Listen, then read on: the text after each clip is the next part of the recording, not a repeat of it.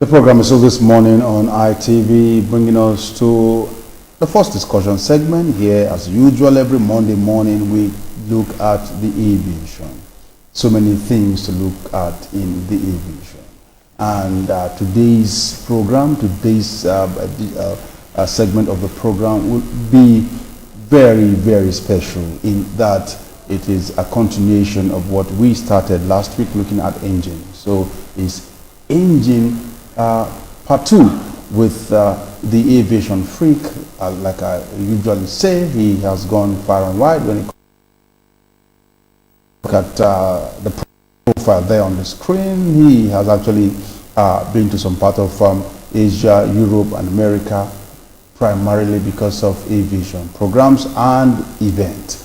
He also doubles as an estate surveyor and valuer.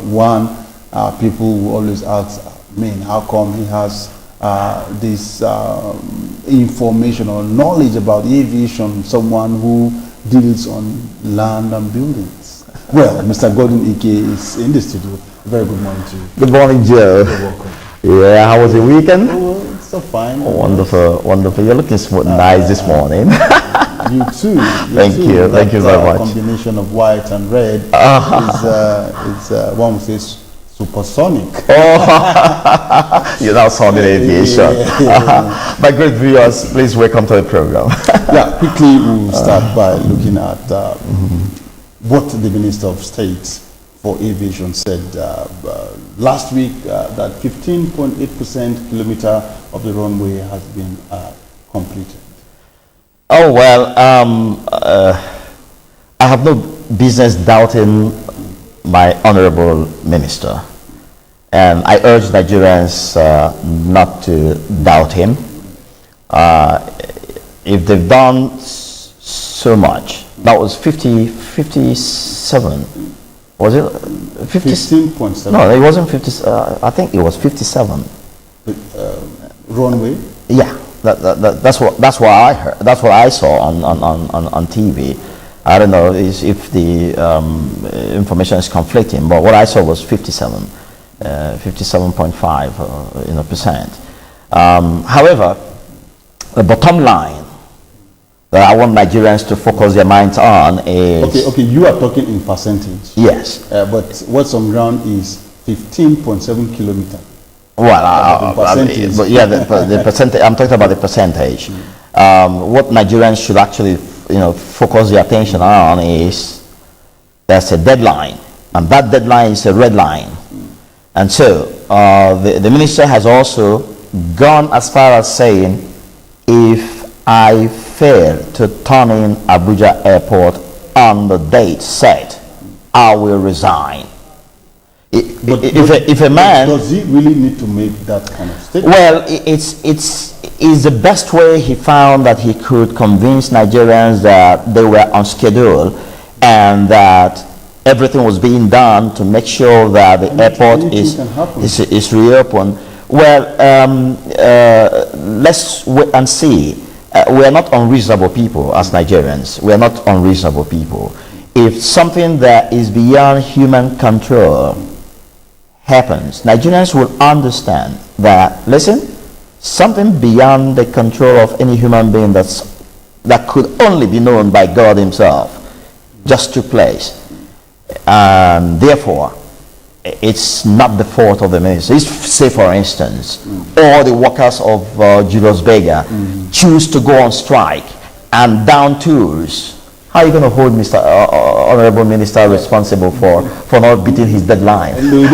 One would say you should have taken proactive steps to ensure that this stuff don't down tools. Well, let's not be. I don't want to be pessimistic.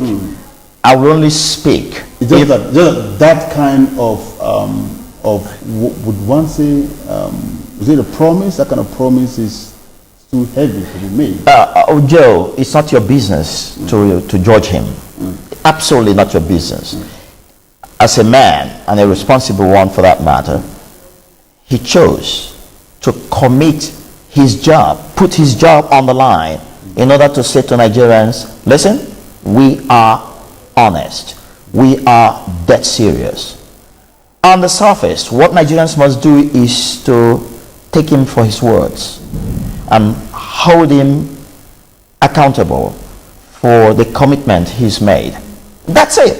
And that's what we should focus our minds on. I don't want to judge him or judge whether what he said was proper or improper, or I mean, we shouldn't go that route at all. We shouldn't. So let's hope that all will end well. Okay, let's hope all is well that ends well. Come 19th of April, yes. I mean, in 16 days, the ongoing construction in Abuja International Airport will be done with. That's right. We can, at that time, Joe, we're running out of time. Okay, now quickly let's start with aviation. I mean, engine part 2. Let's give us clip 1 there. Let's start with that clip 1. The director, let's get clip 1 of the engine part 2. Yes, here we go. Remember last week we dealt with a couple of other types of jet engines, and we are continuing today part 2 and hoping that we would really conclude everything that we need to know about jet engines. So here we have ram-powered jet engine. That is another type of jet engine that our viewers need to know that exists, to add to what they saw last week. Ram-powered jet engines are the simplest type of air-breathing jet engines because they contain no moving parts. Very interesting. They are air-breathing engines similar to gas turbine engines. The difference between ram-powered engine and turbine engines lies in how they compress incoming airflow. While gas turbine engines use axial or centrifugal compressors to compress incoming air, the ram-powered engines rely only on air compressed through the inlet or diffuser. Clip 2, please. And here we go. Now, this is another type called the ramjet engine. Ramjet. You're going to see, the slight difference. I mean, engineers and manufacturers just keep coming up with new ideas and, putting them all together to see how best our faithful machine, airplane, can be kept in the skies. Right. Ramjets are one of the basic types of ram-powered jet engines, comprising of 3 sections: an inlet to compress incoming air, a combustor to inject and combust fuel, a nozzle to expel the hot gases and produce thrust. They require high speed in order to efficiently compress the incoming air. They are therefore most efficient at supersonic speeds. And that is a photograph showing you, the schematic, view of what the ramjet, engine is all about. Now, we had talked about the previous one, and now we're dealing with, you have been hearing about ram.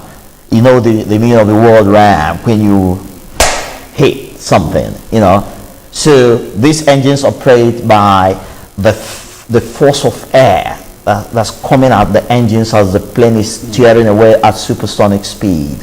And so they don't contain those other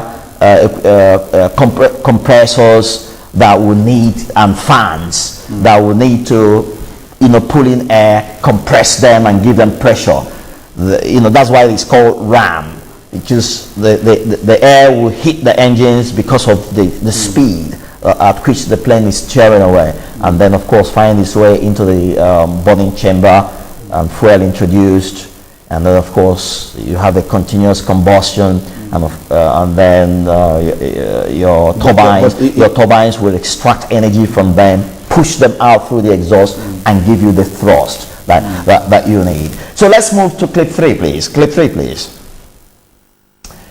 And that is on the type scramjet. you see the word ram again in between.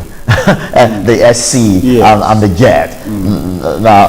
Now take a look at that. Now scramjets are similar to ramjets, mechanically speaking. They consist of 3 sections: inlet, combustor, and a nozzle, just like the ramjets. Now, but here's the difference.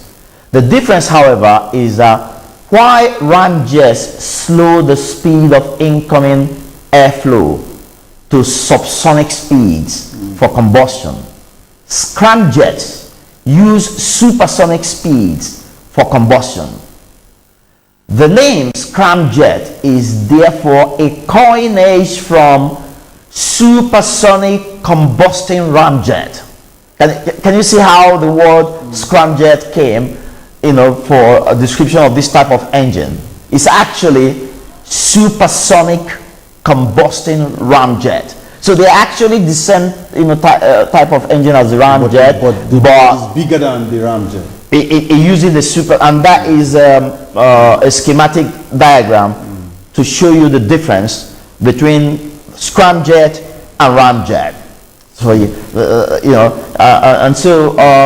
scramjets can operate at speeds above Mach 6.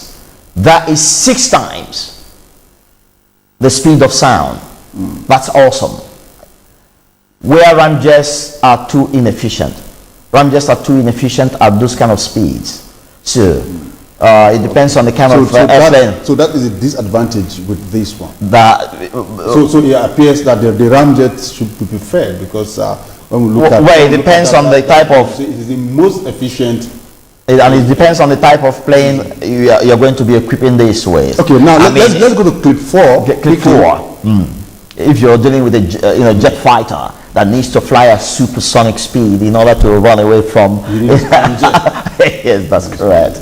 Right. And here is another type of engine that that's commonly used, and it's called a rocket engine. But it has its own nature because of the special services it offers. Now, rocket engines use the same physical principles as the traditional jet engines for propulsion via thrust. The difference is simply that rocket engines do not require atmospheric air to provide oxygen. The rocket carries all components of the reaction mass, which allows it to operate at very high altitudes and in space. They are used for launching satellites and space exploration. They have very high thrust to weight ratio and therefore used for high altitude flights and where very high accelerations are needed. They also work in vacuum. You now see why the rocket engine does not operate like the other other jet engines that we know. The rocket is stuffed with those components that have been described as reaction mass, so that it generates its own oxygen from within. No air comes from outside, unlike the jet engines that suck in air from outside. And that's why even in vacuum, even in space, where you really don't have oxygen, it's still in operation. You see, it still operates because it generates its own oxygen internally. Yes, that's. So let's move quickly down to clip 5. Clip 5, please. Now, remember we are dealing with, excuse me, a special part of the airplane called the jet engines, and so these are special components. There are plenty of them, whole lot of components, but I chose the most important ones to show to my viewers, to be able to put together in their heads what the jet engine is made of and how it's carries and take us to our destinations as safely as can be. Now, special components of jet engines. Clip 5, the combustor. This is the chamber where fuel is burned continuously after initially being ignited during the engine start. Let me explain this very quickly. You know, last week I mentioned the issue of chicken and egg affair. Which one comes first? They say it's the chicken, and I say which egg led, which egg produced the chicken, and then you say it's the egg, and then the question is which chicken produced the egg. So in the jet engine, for a startup, you need your auxiliary power unit to really turn those turbines and get them to optimal speed, which will then let them operate automatically. Because for the jet engine to work, especially the turbofans, those fans need to roll and suck in air. But where there is no air to do that job, and it's standing still, for instance, the question is, how does it now start? How does it start running? That's where you need the auxiliary power unit. You're going to see it later on the next clip when we move on. And so, but as soon as the startup is done and the engine begins to run, that clip we saw, which is the combustion chamber, now continues to combust, mix air with fuel, and then have a compressor compress them, then move them forward to the turbines, and you're going to see the turbines as well, which will extract the energy, push them out through the exhaust, and give you the thrust that you need, that tears away the air. Yeah. Okay. So let's move to 6, please. Clip 6. That's the turbine for you. It's exactly the way you're looking at it. That's the part called the turbine. That's within the jet engine. All right. Turbines are series of bladed discs that act like windmills, extracting energy from the hot gases leaving the combustor. That's what I explained to you, a moment ago. Clip 7, please. If we can run through the clips, then we'll have time to discuss other issues before our time is up. Also known as reheat.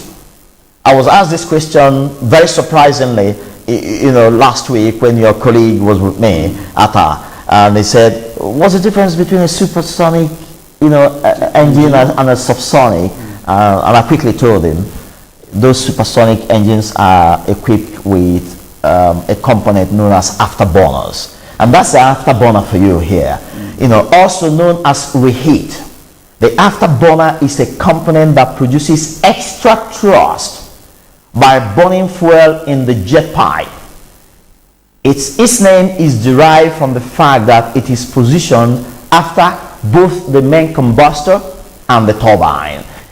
If you look to your left, the photograph on your left is actually the afterburner, and then the one to the right is the schematic diagram of a jet engine that has an extended point with afterburner installed in order to give extra thrust and give you a supersonic speed. Now, clip 8, please. The thrust reverser. This is one interesting part of the jet engines. Okay, the thrust reverser are used to slow the aircraft more quickly and reduce wear on the wheel brakes.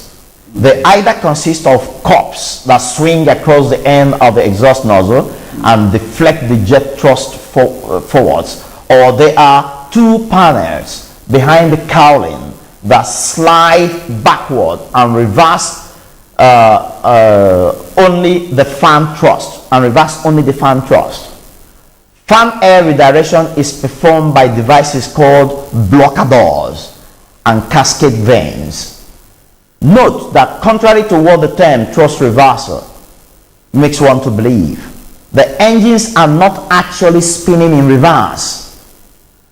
I'm going to show you photographs that will show you what that means. So let's see 2 examples in clip 9. Let's quickly go to clip 9, so that we'll see. This is the first type. Can you see the back of that engine? If you have been at the window or near the engines and you landed, you will see this cup that as the engine goes wide as you're landing, that cup comes there. You know what it does? it prevents the gas giving you your forward thrust from continuing in that direction, and then reverses that gas movement to go forward instead of backward, and therefore giving you a kind of a reverse feeling. I mean, or not just feeling, but a reverse, action on the body of the plane. So it helps to slow down the plane very quickly in order to enable the mechanical brakes stop the airplane before the end of the runway. Without that, the mechanical brakes would be difficult. It might even tear the momentum of a landed aircraft is so huge, and momentum is velocity times weight. Is a product of velocity and weight. When you multiply the speed at which the plane is traveling away and the weight of the aircraft with all the passengers and that gives you the momentum. It's so huge that if you depend only on mechanical brakes, you probably will not stop before the runway ends. Let's see the next photograph of the another type. That is another type of the one that is on the cowling of the engine. That actually changes the direction of air being produced by the fan. In actual sense, the jet engine is not reversing its spinning direction. It's still the same spinning direction that is supposed to be moving you forward that the jet engine is doing, but these attachments and components that have been built into it only reverse the thrust of the air. The first one we saw will reverse the gaseous thrust, but this one reverses the air from the fan. Clip 11, please. But both of them have the same action of slowing down the aircraft for mechanical brakes to stop you before the end of the runway. And like clip 11 says, auxiliary power unit. That's the one we had talked about earlier on, APU. The auxiliary power unit, fondly called the APU, is mostly used to start the jet engine. It has a starter motor which has a high torque transmitted to the compressor unit. When the optimum speed is reached, the turbines take over. Okay, now, so that's what you find at the tail of the aircraft, and that is the real equipment on the inside of the aircraft that does the job. It's not only about starting engine; it also gives you extra electric power when the plane is standing still to run some of the hydraulic systems for checks before the plane takes off. Put it to some of course, air travelers. Why should they know about the different types of engine that you have mentioned? Yes, the RAM, the Scram, and all of that. Why should you know about engines? Well, it's important that air travelers know the machine that they travel by. Sometimes operators get careless, just like you remember the Dana Air issue in 2010. I was seated there. The rest of the passengers didn't know what was going on, but I noticed that they were using an external APU to try to start up the engines, an indication that the onboard APU was faulty. And they continued to manage it. And I was shocked to hear the very next day from an official of Dana Air who saw me at the airport and said to me, thank you for what you did yesterday. He said to me that thing had been on for 2 years. That's really a terrible news. Yeah. Now, what should air travelers watch out for each time they are boarding an aircraft? Well, a lot of things are too technical for those who are really not knowledgeable about this to realize. But as you are filing in to board, please take a look at the tires. Make sure they are not worn out. If you ever find a worn out tire underneath, those the undercarriage, especially those ones at the rear, the undercarriages, because they take a lot of pressure as the plane touches down. They take a lot of pressure. They should be in top shape all the time. If you find them worn out, raise alarm, because the likelihood is that on hard touchdown, it could burst, and the pilot may lose control and veer off the runway, and that is land crashing. So we shouldn't get careless. Airplanes, I keep saying, are faithful machines. They are well built.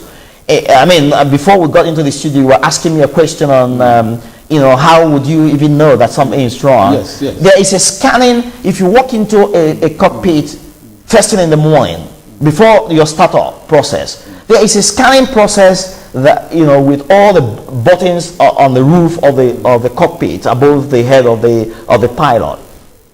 There's a scanning process that goes front to rear, left to right. And this scanning process is all about putting on, the necessary switches and testing all the vital equipment in the aircraft. If any of those components has a problem, it shows the pilot immediately. What about the passengers? The passengers won't know, but it's expected. And that is where the issue lies. It's expected. Despite the fact that there's a scanner that does all of that, Yeah. it is far from the reach of the passenger. Well, but the hope is that we'll have properly trained crew that know that number one thing in aviation is safety. Number one. So even as they fly around as very expert handlers of machines, we need to get them once in a while in a class to teach them what they didn't teach them in the aviation school. You think there are some things that they were not taught in the aviation school? You will be amazed. I beat my chest to say, and with a lot of humility, to say that I can assemble professional pilots in a classroom and teach them a few things that they didn't teach them in the aviation school. Even in navigation, they learn most of this stuff being told how to read this equipment, and but this man talking to you as a land surveyor and an estate surveyor as well, I can teach you from first principles how navigation is done. If you drop me in the middle of nowhere with my theodolite, Joe, I can carry out what we call azimuth observation. I can observe the sun in the morning and use it to determine the bearing of any direction that I want to go. If it's in the night, I can observe the moon with my theodolite and work out the bearing of any line from first principles, not what the computers are showing me on the screen of the cockpit. So I can actually teach professional pilots what they haven't been told in aviation school. I must say that sounds like a challenge. That sounds like a. I am not challenging anyone. I'm saying it with due humility. You can teach a professional pilot. Well, we've all seen the different types of engine, the ramjet engine, the scramjet, that's the one on supersonic, the one that are efficient, right, the one that are inefficient. But by and large, what we expect is for the airplane to be safe in the sky. That's correct. And for the operators to be... irrespective of the kind of engine they have. Yeah, and for the operators to be faithful, to match the faithfulness of airplanes. Yeah, that is what we have on this discussion segment. The aviation, we shall be coming your way again, same time, same station. Next week? Next week, Monday. What are we looking at? Oh, yes. I am thinking that we should do something on the inside. We've done one on outside. Let's do something on the inside. Oh. Another very interesting part of the airplane, the primary flight display, PFD. On that note, it's awesome. Thanks for coming on the show this morning. Thank you very much. Viewers, is the aviation freak, Mr. Godwin Ike. Thanks for being a part of the program. Take a quick break. When we come back, the program continues. This is a place where you met different people. Yes. You met people who are experts in this, experts in that. The drug dealer and the drug user, they are both addicts. One is addicted to the substance, the other is addicted to the money. When I was 3 years old, my uncle called me sometime into his room. I couldn't see their faces. Oh my God. I couldn't hold them. Did the doctors tell you what actually led to the death?